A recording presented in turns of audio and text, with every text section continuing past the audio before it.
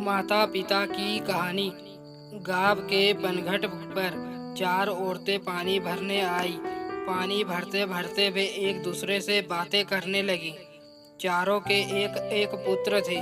बातों बातों में उन्होंने अपनों पुत्रों के गुण का बखान करना प्रारंभ कर दिया। पहली औरत बोली, मेरा पुत्र बहुत सुरीली बांसुरी बजाता है।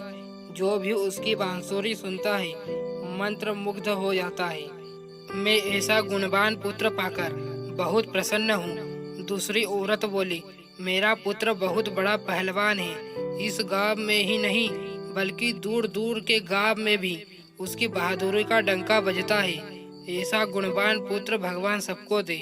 तीसरी औरत कहाँ पीछे रहती, वह बोली, मेरा पुत्र कुशाग्र बुद्धि है। उससे अधिक बुद्धिमान इस पूरे गांव में नहीं। लोग अपनी समस्याएं लेकर उसके पास आते हैं। मैं ऐसा पुत्र पाकर धन्य हो गई। चौथी औरत ने सबकी बातें सुनी लेकिन कहा कुछ भी नहीं। इस पर वे औरतें उससे कहने लगी, बहन तुम तो कुछ कहो ना, तुम्हारे पुत्र में क्या गुण है? कोई ना कोई गुण तो उसमें अवश्य होगा। वह औरत बोली, क्या कहूँ बहनों, मेरे पुत्र में तुम्हारे पुत्रों की तरह कोई गुण नहीं है। उसकी बात सुनकर तीनों औरतों ने गर्व से अपना सिर उठा लिया। कुछ देर में सबने पानी भर लिया और वापस जाने के लिए अपना अपना घड़ा उठाने लगी।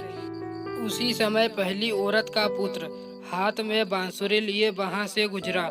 उसने देखा कि उसकी माँ पानी से भरा घड़ा नहीं उठा पा रही है, किंतु वह यह अनदेखा कर बांसुरी बजाते हुए वहां से चला गया।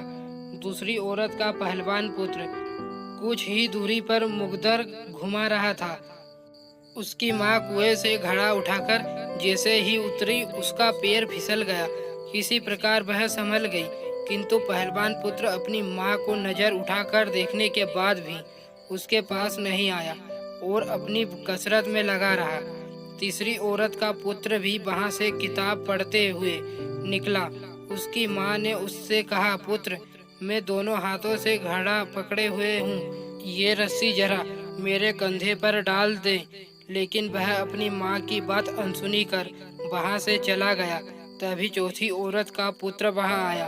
अपनी माँ के सिर पर घड़ा देख वह उसके पास गया और उसके सिर से घड़ा उतारकर अपने सिर पर रखकर चलने लगा। कुएं के पास बैठी एक बुढ़िया यह सब देख सुन रही थी।